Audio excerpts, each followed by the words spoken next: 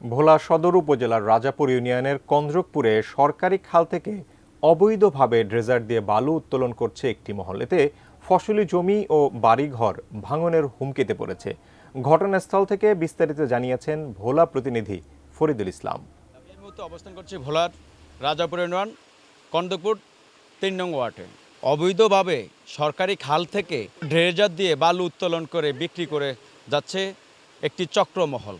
কৃষকরা আমাদেরকে জানিয়েছেন যে এভাবে বালু উত্তোলন করলে বর্ষার কালে ফসলীয় জমিগুলা ভেঙে বিলীন হয়ে যাব এবং আমরা বহু ক্ষতির মুখোমুখি হইতে হবে। এবং পাশে যে বাড়িঘর রয়েছে অনেক বাড়ির মালিকরা অভিযোগ করেছেন বালু উত্তোলন করার থেকে বন্ধ করার জন্য জোর দাবি করেছেন এলাকাবাসী।